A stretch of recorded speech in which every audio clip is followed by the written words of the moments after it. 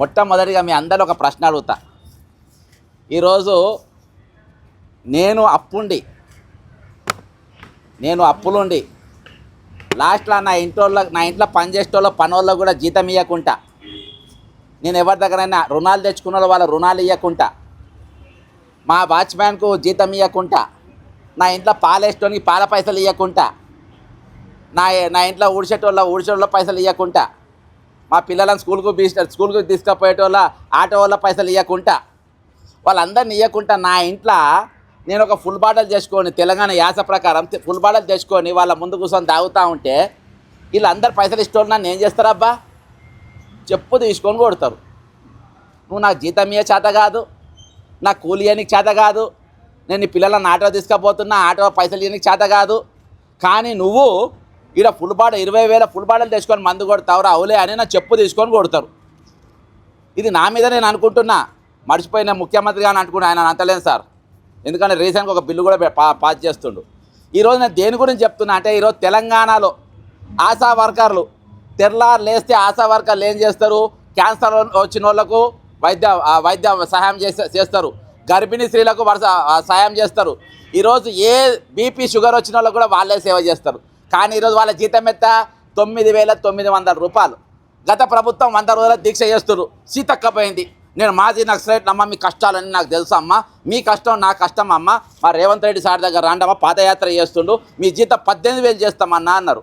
9,900 రూపాయలు జీతాలు ఇవ్వకుండా 3 నెలలు అయింది. వాళ్ళు ఇక్కడికి వస్తే గుర్రాలతో దొక్కించి లాఠీలతో కొట్టిపిచ్చి పోలీస్ స్టేషన్లో వేసి పంపిస్తుండ్రు. ఆశా వర్కర్స్ ఇవాటికి 3 నెలలకెళ్ళి జీతం లేదు. హౌస్ సోర్సింగ్ ఉద్యోగులు 5 నెలలకెళ్ళి జీతం లేదు. 5 లక్షల మంది ఉంటారు. లేదు మీకు మేము ఉన్నాం, మేము రెగ్యులరైజ్ చేస్తాం. మా చంద్రబాబు నాయుడు అక్కడ కార్పొరేషన్ చేసిండు, కర్ణాటకలో మా ప్రభుత్వం కార్పొరేషన్ చేసింది, ఉత్తరప్రదేశ్ కార్పొరేషన్ చేసింది, ఈరోజు ఛత్తీస్గఢ్ కార్పొరేషన్ చేసింది, మేము కూడా కార్పొరేషన్ చేస్తామన్నారు. అన్నాక వాళ్ళు ధర్నాలు చేసినా ఏది చేసినా వాళ్ళ పని నిర్బంధం. ఈరోజు 5 నెలలకెళ్ళి వాళ్ళకి జీతాలు లేదు.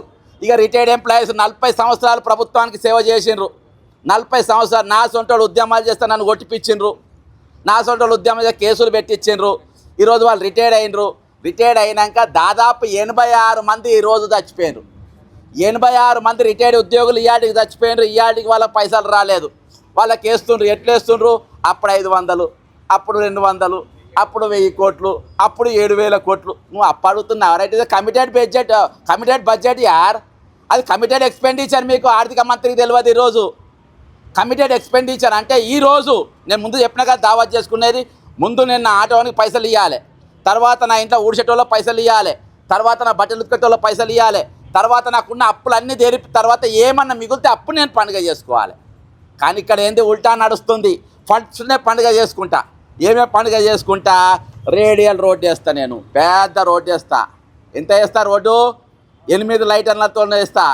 నేను ఆల్రెడీ రోడ్డు ఉన్నది కదా సార్, పక్కన శంషాబాద్కి వెళ్ళి కోడంగల్ దాకా రోడ్డు పోతుంది కదా, దాన్ని పెద్దగా అది నేను అది చేస్తే నాకేం లాభం? నేను పక్కన రైతుల భూములు కొల్లగొట్టాలి కదా, వాళ్ళ భూములు గుంజుకోవాలి కదా. నేను కొత్త రోడ్డు వేస్తా అంటాడు ఈ మునగాడు. ఎవరెవరికి? నేను చెప్పిన వాళ్ళందరికీ పైసలు ఇవ్వనోడు ఇక్కడికి వెళ్ళి అక్కడి దాకా రోడ్డు వేస్తాడు. ఫ్యూచర్ సిటీ కడతా అంటాడు. ఫ్యూచర్ లేదు అక్కడ. ఫ్యూచర్ లేని సిటీకి ఫ్యూచర్ సిటీ కడతా అంటాడు. రాత్రి కళలు వస్తాయా? పొద్దుగాలు ఏం చేస్తారా? దీనిపైన నేను గత సంవత్సరంకి వెళ్ళి కొట్టాడుతున్నా కాగుతోని. ఈరోజు నేను మీ దగ్గర తీసుకొచ్చింది, నేను మొన్న బొంబాయి పోయి రిజర్వ్ బ్యాంక్ ఆఫ్ ఇండియా వాళ్ళ కార్యాలయంలో ఉన్న చాలా ఇంపార్టెంట్ పర్సన్స్ నేను కలిసిన. 26వ తారీఖు వాళ్ళ పిటిషన్ ఇచ్చిన. మేము వారం రోజులు దీని మీద స్టడీ చేస్తాం, 1 వీక్ మేము స్టడీ చేసిన తర్వాత మీకు దీని మీద ఇస్తామని చెప్తే, మొన్నటి దినాన మా అడ్వకేట్ అక్కడికి పోయి మాట్లాడి మరి చూస్తే ఇక్కడ ఈరోజు తెలంగాణలో మీరు నమ్మరో, తెలంగాణలో 15,199 రూపాయల కోట్లు ఎక్కువ అప్పు తెచ్చుకున్నాం ఇచ్చేదానికంటే. ఎంత? 15,139 కోట్ల రూపాయలు ఎక్కువ తెచ్చేసుకున్నాం. అంటే 128% అప్పు తెచ్చుకున్నాం ఈరోజు. ఆత్మగౌరవం ఉన్నట్టనే ఇది? ఆత్మగౌరవం అంటే ఇదేనా తెలంగాణలో? ఆత్మగౌరవం తెలంగాణ అంటే ఇదేనా? అప్పులున్నోళ్ళు ఆత్మగౌరవం ఉంటారా? అంతకుముందు ఏం చేస్తా నేను దీనిపైన మా దగ్గర ఏమేమి ఇస్తారంటే, పెన్షన్లు ఇస్తలేరు, ఆశా వర్కర్ల జీతాలు ఇస్తలేరు, అవుట్ సోర్సింగ్ ఎంప్లాయీ జీతాలు ఇస్తలేరు, సిపిఎస్ వాళ్ళకు పెన్షన్లు ఇస్తలేరు, ఈరోజు రిటైర్మెంట్ బెనిఫిట్స్ ఇస్తలేరు, ఇక్కడ డిఏలు ఇస్తలేరు, పిఆర్సీ ఇంప్లిమెంట్ అవుతలేదు. కాబట్టి ఈరోజు నిరుద్యోగ భృతి అని అది చెప్పలేదు. ఇక వాగ్దానాల గురించి మాట్లాడడానికి వద్దే వద్దు. ఇక 4000 నిరుద్యోగ భృతి కానీ ఖాళీల నింపుడు కానీ ఇక దాని గురించి మాట్లాడనే వద్దు. దీని మీద ఇంతకంటే ముందున ఎక్కడ పోయినా అంటే రిటైర్డ్ ఎంప్లాయీస్ అందరినీ తీసుకుపోయి రాష్ట్రపతి గారి దగ్గర పోయిన జంతర్ మంతర్లో 3 రోజుల ధర్నా పెట్టిన. 3 రోజుల ధర్నా పెట్టి ప్రధానమంత్రి గారికి వచ్చిన. నా రాష్ట్రం దివాళా తీసిందని చెప్పిన. నా రాష్ట్రం ఆశా వర్కర్ల జీతాలు కూడా వాడుకుంటుందని చెప్పిన. నా రాష్ట్రం అవుట్సోర్సింగ్ ఎంప్లాయీస్ జీతాలు కూడా వాడుకుంటుందని చెప్పిన. నా రాష్ట్రం రిటైర్డ్ ఎంప్లాయీస్ పైసలు కూడా వాడుకుంటుందని చెప్పిన. నా రాష్ట్రం ఈరోజు వచ్చే రోజుల్లో ఆర్థికంగా మొత్తం తెలంగాణ దివాళా తీపించిందని చెప్పిన. కాబట్టి వెంటనే ఫైనాన్షియల్ ఎమర్జెన్సీ అనే తెలంగాణ పెట్టాలని చెప్పిన. ఈరోజు మా వాళ్ళ పాలన వస్తలేదని చెప్పిన. ఆ రోజు ఆంధ్ర పాలకులు చెప్పినట్టే ఈరోజు తెలంగాణలో పాలన చేయడానికి వస్తలేదు అని చెప్పిన, బాజాప్తా చెప్పిన. ఇక్కడ ఎవరన్నా ధర్నా చేసినా నిరసన తెలిపినా ఈరోజు చాలా పెద్ద నిన్న నేను కొండూరులో భూసేకరణ రేడియల్ రోడ్డు కోసం భూసేకరణ చేస్తూ ఉన్నారు. అక్కడ కలెక్టర్ నారాయణ రెడ్డి గారు, జాయింట్ కలెక్టర్ చంద్రారెడ్డి, వెంకరెడ్డి అంటే బాజాప్తా రైతులను రూములలో వేసి బెదిరిస్తున్నారు. వాళ్ళ తరపున నేను మాట్లాడడానికి పోతే నన్ను 70 కిలోమీటర్ల వరకు పోలీస్ జీప్లలో దింపి తీసుకుపోయి నందిగామల పోలీస్ స్టేషన్లో పెట్టారు. మరి ఎందుకబ్బా ఏ ఛానల్లో ఇంత పెద్ద ఇష్యూస్ అంటే దీనిపైన డిబేట్లు ఉండయి. ఆడ కుక్క ఏడిసింది, ఇక్కడ నక్క ఏడిసింది, ఇక్కడ పిల్లి ఈనింది అని చెప్పి ఆంధ్ర బడా ఎలక్ట్రానిక్ మీడియాలలో ఈవినింగ్ పెద్ద పెద్ద చర్చలు జరుగుతాయి. చాలా ఇంపార్టెంట్ బ్రేకింగ్, మళ్ళీ చూడండి అని. తెలంగాణలో 86 మంది రిటైర్డ్ అయిన ఉద్యోగులు మరణిస్తే దీనిపైన మీ దగ్గర స్టోరీలు ఉండయి. అంతే అత్యధిక మంది పోలీసులు 36 మంది చచ్చిపోయినారు, దాని మీద మీ స్టోరీలు ఉండయి. ఈరోజు యాంటీ నక్సల్ స్క్వాడ్ల సూర్యనారాయణ అనే ఎస్ఐ కుంబింగ్ ఆపరేషన్లో పనిచేసి ఈరోజు కాళ్ళు పోగొట్టుకొని ఉంటే దాని మీద మీ స్టోరీలు ఉండయి. ఈరోజు ఆశా వర్కర్లు కేవలం 9,900 రూపాయలు పనిచేస్తూ ఉన్నారు, 2 నెలలకే జీతాలు లేకుంటే దాని మీద మీ స్టోరీలు ఉండయి. ఈరోజు అవుట్ సోర్సింగ్ ఉద్యోగులు 5 లక్షల మంది పనిచేస్తారు, వాళ్ళ జీతాలు అని మీ దగ్గర స్టోరీలు ఉండయి. ఈరోజు ఎందుకుంటాయి?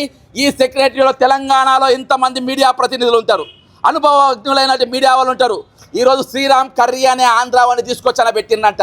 ఈరోజు ఈ న్యూస్లు ఏం రావాలి, ఆ పేపర్లో ఏం రావాలి, ఈ పేపర్లో ఏం రావాలి, అక్రిడేషన్ అని ఎవరెవరికి ఇవ్వాలి, ఎవరెవరికి వాడెవడో చెప్తారంట. శ్రీరామ్ కర్రీ అనేటోడు వాడాడు, వానికి ఏం సంబంధం? ఈరోజు 8 మంది అడ్వైజర్లు ఆంధ్రాకి వెళ్ళి తీసుకొచ్చి ఇక్కడ పెట్టుకుంటారు. దేనికోసం ఉంటారు? నేను మన కర్ణాటక అసెంబ్లీకి పోయినా, లోపల బ్రహ్మాండంగా అసెంబ్లీ ఉంది, సెక్రటరీ అంత ఉంది, అందులోనే లోపల మీడియా కూడా ఉన్నది. మీడియా పాయింట్ ఎక్కడ ఉంది తెలుసా? బయట లేదు, ఇక్కడ ఆడ సెక్రటరీ లోపల ఉన్నది. నేను వీడియో కూడా చేసి చూపించిన. మన దగ్గర ఎక్కడ ఉంది? ఊరవతలు ఉన్నది, తీసి అవతల పడేసిండ్రు. ఈడ కూడా ఏ మీడియా పెట్టాలి, ఏది పెట్టద్దు అని చెప్పేసి బాజాప్తా చెప్పే పరిస్థితిలో ఈరోజు ఉన్నది. ఈరోజు నా డిమాండ్ ఏంటంటే ఈరోజు వీళ్ళెవ్వరికి కూడా ఈరోజు పైసలు ఇచ్చే పరిస్థితి లేదు. కొత్త ప్రాజెక్టులు కడతా అంటాను, నువ్వు ఏడబెట్టి నీకు ఎవరు అప్పియని అంటుండు. ఈరోజు రిజర్వ్ బ్యాంక్ ఆఫ్ ఇండియా ఏం చెప్పిందంటే తెలంగాణకు అప్పు ఇయ్యనికి లేదు అని చెప్పింది. తెలంగాణకు అప్పు ఇయ్యనికి లేదు. తెలంగాణ వాళ్ళు, తెలంగాణ గవర్నమెంట్ మోసగాళ్ళు, తెలంగాణ గవర్నర్లు వాళ్ళు చీటర్సు, వాళ్ళు పైసలు తీసుకొని కట్టరు. ఈరోజు వాళ్ళు పైసలు కట్టే పరిస్థితి లేదు. వాళ్ళ దగ్గర రిటైర్మెంట్ మన దగ్గర తీసుకుపోయి అన్ని దొబ్బక తింటుండంట అని చెప్తుండ్రు. ఈరోజు ఒకటి బాజాప్తా ఒకటి చెప్తున్నా, ఫ్యూచర్స్ మన అందరం అనుకుంటున్నాం ఈరోజు ఏది మూసీ బ్యూటిఫికేషన్ అని. మూసీ బ్యూటిఫికేషన్ వర్క్ అనేది జరగది. ఎందుకు జరగది అని నేను చెప్తున్నా అంటే ఈరోజు మధు పార్క్ వాళ్ళకి నోటిఫికేషన్లు ఇచ్చిండ్రు, 10,000 ఇళ్లకు నోటీస్ ఇచ్చిండ్రు. దేనికోసం ఇచ్చిండ్రు? ఈరోజు వాళ్ళ అడ్వర్టైజ్మెంట్ అదే. ఏం అడ్వర్టైజ్మెంటు? దాదాపు ఒక 10,000 మందికి నోటీసులు పంపిండ్రు ప్రైవేట్ భూములకు. ఈ ఇండ్లు కూలగొట్టి వాళ్ళ భయభ్రాంతులకు గురి చేసి వాళ్ళ దగ్గర సెటిల్మెంట్లు చేసుకోవాలి. ఈరోజు అక్కడ ప్రైవేట్ భూములను సెటిల్ చేసుకోనికి బెదిరియనికి అక్కడ మూసీ బ్యూటిఫికేషన్ కానీ ఆడ మ్యూసీ బ్యూటిఫికేషన్కి ఎవరు రూపాయి ఇయ్యనికి అక్కడ లేదు. సేమ్ హైడ్రా ఏ విధంగా నడిచిందో, హైడ్రా గరీబోడిని మిడిల్ క్లాస్ వాడిని కూలగొట్టాలి, పెద్దోడిని భయపెట్టియాలి, వాళ్ళతో సెటిల్మెంట్ చేసుకోవాలి. ఈరోజు ప్రేమావ చెరువుల ప్రెస్టేజ్ ఉంటుంది, కూలగొట్టరు. కోమ చెరువుల వాసవి ఉంటుంది, కూలగొట్టరు. ఈరోజు హిమాయత్ సాగర్లో ఎంతమంది గెస్ట్ హౌస్ ఉన్నాయి, కూలగొట్టరు. బాజాప్తా రేవంత్ రెడ్డి గారు సొంత అన్న తిరుపతి రెడ్డిలో చెరువులు ఉంటుంది, కూలగొట్టరు. బాజాప్తా ఈరోజు రంగనాథ్ గారి ఇల్లు కూడా బఫర్ జోన్లో ఉంటుంది, కూలగొట్టరు. కానీ ఇది ఎవరి కోసం? కామన్ మ్యాన్ని కూలగొడతారు. దేనికోసం? పెద్దోని భయపెట్టియాలి, సెటిల్మెంట్ చేయాలి. ఈరోజు మ్యూజిక్ బ్యూటిఫికేషన్ పేరు మీద కూడా ల్యాండ్ సేకరణ మధ్యతరగతిని భయపెట్టియాలి, పెద్దలతో సెటిల్మెంట్ చేసుకోవాలి. మధ్యతరగతిని భయపెట్టించి పెద్దలతో సెటిల్మెంట్ చేసుకోనికి ఈరోజు బ్యూటిఫికేషన్. అంతేకాకుండా ఈరోజు రేడియల్ రోడ్ వేయడానికి పైసలు ఇవ్వమని చెప్పింది, RRRకి పైసలు లేవని చెప్పింది. కానీ ఈరోజు భూసేకరణ జరుగుతుంది. దేనికోసం? రియల్ ఎస్టేట్ దందాలు చేయడానికి జరుగుతూ ఉంది. కాబట్టి ఈరోజు గవర్నమెంట్ చేస్తున్నది పాలన కాదు, ప్రజాపక్షన పాలన కాదు, ఈరోజు ప్రజాపక్ష పాలన. ఇది ప్రజల పేరు మీద to the people, for the people, by the people అని చెప్పి పీపుల్ను దోచుకునే పాలన. దీని మీద ఎవరు మాట్లాడు, ఎవరు ప్రశ్నించరు. ప్రతి దాని మీద నియంత్రణ, ప్రతి దాని మీద ఈరోజు బెదిరింపు ధోరణి ఈరోజు ప్రభుత్వం చేపడతా ఉంది. కాబట్టి ఈరోజు తెలంగాణలో ఖచ్చితంగా ఫైనాన్షియల్ ఎమర్జెన్సీ ఉండాలి. దీని మీద వైట్ పేపర్ ప్రభుత్వం విడుదల చేయాలి. బట్టి విక్రమార్క దీనికి స్పష్టమైన స్టేట్మెంట్ ఇవ్వాలని కోరుకుంటూ సెలవు తీసుకుంటున్నా. జై తెలంగాణ, అమరవీరులకు జోహార్లు.